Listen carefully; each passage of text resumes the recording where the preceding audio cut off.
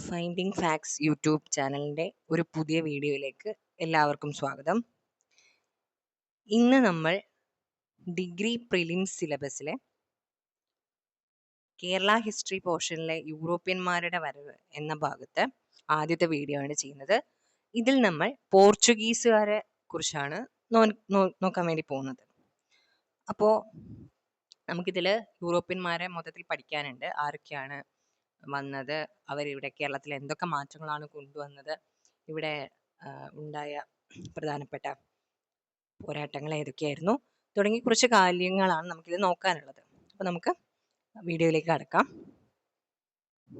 Portuguese കാലഘട്ടം ആണ് നമ്മൾ ആദ്യം നോക്കുന്നത്. ആദ്യമായി വാസ്കോഡ ഗാമ കേരളത്തിൽ കാലുകുത്തിയ വർഷം 1498 മെയ്. വാസ്കോഡ ഗാമ കേരളത്തിൽ കാലുകുത്തിയ വർഷം 1498 മെയ്യിലാണ്. വർഷവും മാസവും. പിന്നെ കോഴിക്കോട് കാപ്പാട് കടപ്പുറത്താണ് അദ്ദേഹം വന്നത്. വാസ്കോഡ ഗാമ ഇന്ത്യയിലേക്ക് അയച്ച വാസ്കോഡ ഗാമയെ ഇന്ത്യയിലേക്ക് അയച്ച പോർച്ചുഗീസ് രാജാവ് ഡോം മാനുവൽ ആണ്. വാസ്കോഡ ഗാമയെ ഇന്ത്യയിലേക്ക് അയച്ച പോർച്ചുഗീസ് രാജാവ് ഡോം മാനുവൽ ആണ്. ഞാൻ ഈ ക്വസ്റ്റ്യൻസ് വായിക്കുന്ന സമയത്ത് ചിലപ്പോൾ അതിൽ സ്പെല്ലിംഗ് മിസ്റ്റേക്സ് ഉണ്ടാവും. അത് ഞാൻ വായിക്കുന്ന സമയത്ത് അത് തിരുത്തുന്നുണ്ട്. അപ്പോൾ ഒന്ന് ശ്രദ്ധിക്കണം കേട്ടോ. വാസ്കോഡ ഗാമ ഇന്ത്യയിലേക്ക് അയച്ച പോർച്ചുഗീസ് രാജാവ് ഡോം മാനുവൽ ആണ്. ആദ്യ സന്ദർശനത്തിനു ശേഷം വാസ്കോഡ ഗാമ തിരിച്ചുപോയ വർഷം 1499 ആണ്. ആദ്യ സന്ദർശനത്തിനു ശേഷം വാസ്കോഡ ഗാമ തിരിച്ചുപോയ വർഷം 1499 ആണ്. വാസ്കോഡ ഗാമയ്ക്ക് ശേഷം പോർച്ചുഗീസ് രാജാവ് ഇന്ത്യയിലേക്ക് അയച്ച പര്യടന സംഘത്തിന് നേതൃത്വം വഹിച്ചത് പെഡ്രോ അൽവാരിസ് കബ്രാൾ ആണ്. വാസ്കോഡ ഗാമയ്ക്ക് ശേഷം പോർച്ചുഗീസ് രാജാവ് ഇന്ത്യയിലേക്ക് അയച്ച പര്യടന സംഘത്തിന് നേതൃത്വം വഹിച്ചത് പെഡ്രോ അൽവാരിസ് കബ്രാൾ ആണ്. കബ്രാളിന്റെ സംഘത്തിൽ ഉണ്ടായിരുന്നത് 33 കപ്പലുകളും 1500ഓളം ആളുകളുമാണ്. കബ്രാളിന്റെ സംഘത്തിൽ ഉണ്ടായിരുന്നത് 33 കപ്പലുകളും 1500ഓളം ആളുകളുമാണ്. സാമൂതിരിയുമായി ചർച്ച നടത്തിയ കബ്രാളിന്റെ പ്രതിനിധി ഐറസ് കൊറിയാണ്. ആദ്യമായി കോഴിക്കോട് വ്യാപാരശാല നിർമ്മിക്കാനുള്ള അവകാശം പോർച്ചുഗീസുകാർ നേടിയെടുത്തത് ആരിലൂടെയാണ്? പെഡ്രോ അൽവാരിസ് കബ്രാളിന്റെ പ്രതിനിധി ഐറസ് കൊറിയയുമായുള്ള ചർച്ചയിൽ കൂടിയാണ്. പെഡ്രോ അൽവാരിസ് കബ്രാളിന്റെ പ്രതിനിധിയായ ഐറസ് കൊറിയയുമായുള്ള ചർച്ചയിൽ കൂടെയാണ്. കോഴിക്കോട് തുറമുഖത്തു നിന്നും ആരുമായി ഉണ്ടായ സംഘടനത്തിനൊടുവിലാണ് കബ്രാളിന്റെ നേതൃത്വത്തിലുള്ള സംഘം കൊച്ചിയിലേക്ക് തിരിച്ചെത്തിയത്. കോഴിക്കോട് തുറമുഖത്തു നിന്നും ആരുമായി ഉണ്ടായ സംഘടനത്തിനൊടുവിലാണ് കബ്രാളിന്റെ നേതൃത്വത്തിലുള്ള സംഘം കൊച്ചിയിലേക്ക് തിരിച്ചെത്തിയത്. അറബികളുമായി ഉണ്ടായ സംഘടനത്തിനൊടുവിലാണ് കൊച്ചിയിലേക്ക് തിരിച്ചെത്തിയത്. പോർച്ചുഗലിൽ നിന്നും മൂന്നാമത്തെ പര്യവേഷണ സംഘം ആരുടെ നേതൃത്വത്തിലായിരുന്നു? Joao Dano. പോർച്ചുഗലിൽ നിന്നും മൂന്നാമത്തെ പര്യവേഷണ സംഘം ആരുടെ നേതൃത്വത്തിലായിരുന്നു? Joao Dano. വാസ്കോഡ ഗാമയുടെ നേതൃത്വത്തിൽ 15 കപ്പലുകളും 800 ആളുകളും അടങ്ങിയ സംഘത്തെ 1502 വീണ്ടും പോർച്ചുഗലിലെ രാജാവ് കോഴിക്കോടേക്ക് അയക്കാനുണ്ടായ സാഹചര്യം എന്തായിരുന്നു? സാമൂതിരിക്ക് പോർച്ചുഗീസുകാരോടുണ്ടായ വിരോധവും കബ്രാളിനുണ്ടായ പരാജയവും. വാസ്കോഡ ഗാമയുടെ നേതൃത്വത്തിൽ 15 കപ്പലുകളും 800ഓളം ആളുകളും അടങ്ങിയ സംഘത്തെ 1502 വീണ്ടും പോർച്ചുഗൽ രാജാവ് കോഴിക്കോടേക്ക് അയക്കാനുണ്ടായ സാഹചര്യം സാമൂതിരിക്ക് പോർച്ചുഗീസുകാരോടുണ്ടായ വിരോധവും കബ്രാളിനുണ്ടായ പരാജയവുമാണ്. 1502 വരവിൽ വാസ്കോഡ ഗാമയെ സന്തോഷത്തോടെ സ്വീകരിച്ച കണ്ണൂരിലെ രാജാവായിരുന്നു. 1502 വരവിൽ വാസ്കോഡ ഗാമയെ സന്തോഷത്തോടെ സ്വീകരിച്ച കണ്ണൂരിലെ രാജാവ് ആരായിരുന്നു? കോലത്തിരി എന്നാണ്. കോലത്തിരിയാണ്. കോലത്തിരിയാണ്. കോഴിക്കോടും കൊച്ചിയും തമ്മിൽ യുദ്ധമുണ്ടാകാനിടയായ കാരണം. നമുക്കറിയാം, അന്നത്തെ നാട്ടുരാജ്യങ്ങളായിരുന്നു കോഴിക്കോടും കൊച്ചിയൊക്കെ. അവർ തമ്മിൽ യുദ്ധമുണ്ടാകാനിടയായ കാരണം എന്ന് പറയുന്നത് പോർച്ചുഗീസുകാരും കൊച്ചി രാജാവും തമ്മിലുണ്ടായ ബന്ധമായിരുന്നു. കോഴിക്കോട് സൈന്യം കൊച്ചിയിലേക്ക് നീങ്ങിയതെന്ന് 1503 മാർച്ച് 1-നാണ്. കോഴിക്കോട് സൈന്യം കൊച്ചിയിലേക്ക് നീങ്ങിയത് 1503 മാർച്ച് 1-നാണ്. കൊച്ചി സൈന്യത്തെ യുദ്ധത്തിൽ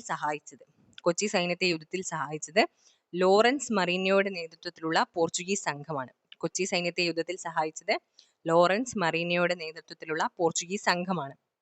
കൊച്ചിയിൽ താവളമടിച്ചിരുന്ന കോഴിക്കോട് സംഘം കൊച്ചിയിൽ നിന്നും പിൻവാങ്ങാനുണ്ടായ കാരണം പോർച്ചുഗീസിൽ നിന്നും എത്തിയ അൽബുക്കർക്കിന്റെ സംഘവും പച്ചിക്കോവിന്റെ സംഘവും കൊച്ചിയിലെത്തിയതായിരുന്നു.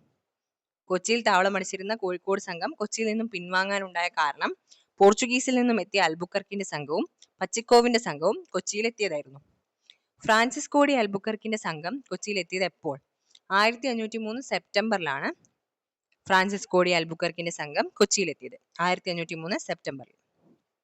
ഇന്ത്യയിൽ യൂറോപ്യന്മാർ നിർമ്മിച്ച ഒന്നാമത്തെ കോട്ട മാനുവൽ കോട്ടയാണ്. ഇന്ത്യയിൽ യൂറോപ്യന്മാർ നിർമ്മിച്ച ഒന്നാമത്തെ കോട്ട മാനുവൽ കോട്ടയാണ്. മാനുവൽ കോട്ട സ്ഥിതി ചെയ്യുന്നത് എവിടെ? കൊച്ചിയിലാണ്. കൊച്ചിയിലാണ് മാനുവൽ കോട്ട സ്ഥിതി ചെയ്യുന്നത്. മാനുവൽ കോട്ടയ്ക്ക് അടിത്തറയിട്ടത് എപ്പോഴാണ്? 1503 സെപ്റ്റംബർ 27. മാനുവൽ കോട്ടയ്ക്ക് അടിത്തറയിട്ടത് എപ്പോഴാണ്? 1503 സെപ്റ്റംബർ 27. പോർച്ചുഗീസുകാർ കൊടുങ്ങല്ലൂർ കോട്ടമതിൽ പണിതത് 1504. പോർച്ചുഗീസുകാർ കൊടുങ്ങല്ലൂർ കോട്ടമതിൽ പണിതത് 1504.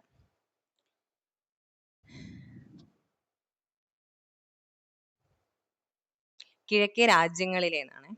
ഇവിടെ തെറ്റുണ്ട്, നമുക്ക് തിരുത്താം.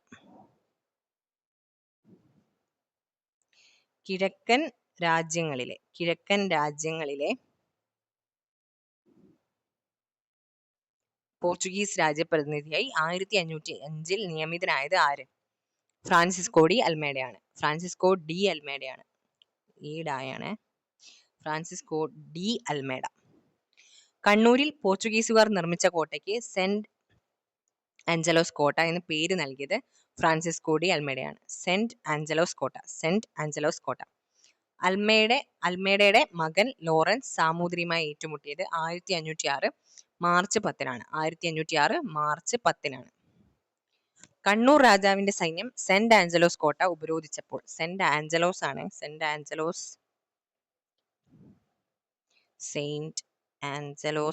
ഫോർട്ടാണ്. സെയിന്റ് ആഞ്ചലോസ് ഫോർട്ടാണ്. കണ്ണൂർ രാജാവിന്റെ സൈന്യം സെന്റ് ആഞ്ചലോസ് കോട്ട ഉപരോധിച്ചപ്പോൾ ആരുടെ നേതൃത്വത്തിൽ വന്ന പോർച്ചുഗീസ് സൈന്യമാണ് ഉപരോധം തീർത്തത്? നിനോഡി ഗുൻഹയുടെ നേതൃത്വത്തിലുള്ള പോർച്ചുഗീസ് സൈന്യമാണ് പ്രതിരോധം തീർത്തത്. 1508 ആരുടെ നേതൃത്വത്തിലുള്ള ഈ സംഘമാണ്, ഈജിപ്തിൽ നിന്നുള്ള സംഘമാണ് പോർച്ചുഗീസുകാരെ തോൽപ്പിക്കാനായി എത്തിച്ചേർന്നത്? മീർ ഹുസൈന്റെ നേതൃത്വത്തിലുള്ള സംഘമാണ്. മീർ ഹുസൈൻ. അൽമേഡയ്ക്ക് ശേഷം ഇന്ത്യയിൽ എത്തിച്ചേർന്ന പോർച്ചുഗീസ് പ്രതിനിധി അൽഫോൺസോ ഡി അൽബുക്കർക്കാണ്. അൽമേഡയ്ക്ക് ശേഷം ഇന്ത്യയിൽ എത്തിച്ചേർന്ന പോർച്ചുഗീസ് പ്രതിനിധി അൽഫോൺസോ ഡി അൽബുക്കർക്കാണ്. കോഴിക്കോട് നഗരം ആക്രമിക്കാനായി അൽബുക്കർക്ക് ഏർപ്പെടുത്തിയ പോർച്ചുഗീസ് സൈന്യാധിപൻ മാർഷൽ കുട്ടിൻഹോവാണ്. കോഴിക്കോട് നഗരം ആക്രമിക്കാനായി അൽബുക്കർക്ക് ഏർപ്പെടുത്തിയ പോർച്ചുഗീസ് സൈന്യാധിപൻ മാർഷൽ കുട്ടിൻഹോവാണ്. അൽബുക്കർക്കിന്റെ നേതൃത്വത്തിൽ പോർച്ചുഗീസുകാരും സാമൂതിരിയുമായി സന്ധി രൂപം കൊണ്ട വർഷം 1513-ആണ്. അൽബുക്കർക്കിന്റെ നേതൃത്വത്തിൽ പോർച്ചുഗീസുകാരും സാമൂതിരിയുമായി സന്ധി രൂപം കൊണ്ട വർഷം 1513-ആണ്. ഇന്ത്യയിലെ പോർച്ചുഗീസ് ഭരണത്തിന്റെ ആസ്ഥാനം കൊച്ചിയിൽ നിന്നും ഗോവയിലേക്ക് മാറ്റിയത് അൽബുക്കർക്കാണ്. ഇന്ത്യയിലെ പോർച്ചുഗീസ് ഭരണത്തിന്റെ ആസ്ഥാനം കൊച്ചിയിൽ നിന്നും ഗോവയിലേക്ക് മാറ്റിയത് അൽബുക്കർക്കാണ്. സങ്കരവാസ സങ്കേതങ്ങൾ ആരംഭിച്ചത് അൽബുക്കർക്കാണ്. 1515 അൽബുക്കർക്കിന്റെ സ്ഥാനത്ത് നിയമിതനായത് ലോപ്പോസോറസ് ആണ്. അവിടെ സ്റ്റാ എന്നല്ല, ലോപ്പോസോറസ് എന്നാണ് കേട്ടോ, സ്റ്റാ ഇല്ല, ലോപ്പോസോറസ് ആണ്. വാസ്കോഡഗാമ വീണ്ടും ഇന്ത്യയിൽ എത്തിയത് 1524-ലാണ്. വാസ്കോഡഗാമ 1524-ലാണ്. വാസ്കോഡഗാമയെ സംസ്കരിച്ച പള്ളി സെയിന്റ് ഫ്രാൻസിസ് ചർച്ചാണ്. കൊച്ചിയിലുള്ള സെയിന്റ് ഫ്രാൻസിസ് ചർച്ചിലാണ് വാസ്കോഡഗാമയെ സംസ്കരിച്ചിരിക്കുന്നത്. വലിയ ഹസ്സനെ വധിച്ചത് ഹെൻറി ഡി മെനസസ് ആണ്. സാമൂതിരിയുടെ നാവിക തലവന്മാർ അറിയപ്പെട്ടിരുന്നത് കുഞ്ഞാലി മരക്കാർ എന്നാണ്. കുഞ്ഞാലി മരക്കാർമാരുടെ താവളം പന്തലായനിക്കൊല്ലമാണ്. ഹെൻറി ഡി മെനസസ് പന്തലായനിക്കൊല്ലം ആക്രമിച്ച വർഷം 1524-ആണ്. 1524-ആണ്. ചാലിയം കോട്ട നിർമ്മിച്ചത് നിനോഡി കുൻഹയാണ്. കുട്ടിയാലി മരക്കാർ വധിക്കപ്പെട്ടത് 1531-ലാണ്.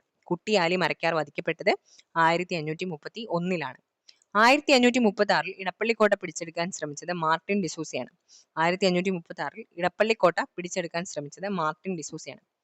കോഴിക്കോട് തുറമുഖത്തിലെ വാണിജ്യം പോർച്ചുഗീസുകാരുടെ അധീനതയിലായ സന്ധി 1540-ലെ സന്ധിയാണ്. കോഴിക്കോട് തുറമുഖത്തിലെ വാണിജ്യം പോർച്ചുഗീസുകാരുടെ അധീനതയിലായ സന്ധി 1540-ലെ സന്ധിയാണ്. പോർച്ചുഗീസ് രാജാവിന്റെ സൈനിക സഹോദരൻ എന്ന ബഹുമതി ലഭിച്ചത്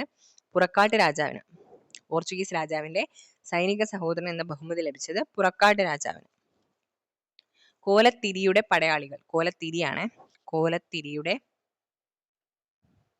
പടയാളികൾ കണ്ണൂർ കോട്ട ആക്രമിച്ചത് 1564 കോലത്തിരിയുടെ പടയാളികൾ കണ്ണൂർ കോട്ട ആക്രമിച്ചത് 1564 കോട്ടയ്ക്കലിൽ മരക്കാർ കോട്ട നിർമ്മിച്ചത് ആര്? കുഞ്ഞാലി മൂന്നാമനാണ്. കോട്ടയ്ക്കലിൽ മരക്കാർ കോട്ട നിർമ്മിച്ചത് ആര്? കുഞ്ഞാലി മൂന്നാമനാണ്. മുസ്ലിങ്ങളുടെ രാജാവ്, ഇന്ത്യൻ സമുദ്രങ്ങളുടെ നായകൻ എന്നിങ്ങനെ അറിയപ്പെട്ട മരക്കാർ കുഞ്ഞാലി നാലാമനാണ്. മുസ്ലിങ്ങളുടെ രാജാവ്, ഇന്ത്യൻ സമുദ്രങ്ങളുടെ നായകൻ എന്നിങ്ങനെ അറിയപ്പെട്ട മരക്കാർ കുഞ്ഞാലി നാലാമനാണ്. ചോദ്യോത്തര പുസ്തകം മലയാളത്തിലേക്ക് വിവർത്തനം ചെയ്തത് സെന്റ് ഫ്രാൻസിസ് സേവ്യർ ആണ്. ചോദ്യോത്തര പുസ്തകം മലയാളത്തിലേക്ക് വിവർത്തനം ചെയ്തത് സെന്റ് ഫ്രാൻസിസ് സേവ്യർ ആണ്. കേരളത്തിലെ ക്രൈസ്തവരെ റോമൻ ക്രൈസ്തവ സഭയുടെ കീഴിൽ കൊണ്ടുവരാനായി ഗോവയിലെ ആർച്ച് ബിഷപ്പായ അലക്സസ് മെനസസിന്റെ നേതൃത്വത്തിൽ ചേർന്ന സമ്മേളനം ഉദയംപേരൂർ സൂനഹദോസ് ആണ്. വർഷം 1599 കേരളത്തിലെ ക്രൈസ്തവരെ റോമൻ ക്രൈസ്തവ സഭയുടെ കീഴിൽ കൊണ്ടുവരാനായി ഗോവയിലെ ആർച്ച് ബിഷപ്പായ അലക്സസ് മെനസസിന്റെ നേതൃത്വത്തിൽ ചേർന്ന സമ്മേളനമാണ് ഉദയംപേരൂർ സൂനഹദോസ്. വർഷം 1599.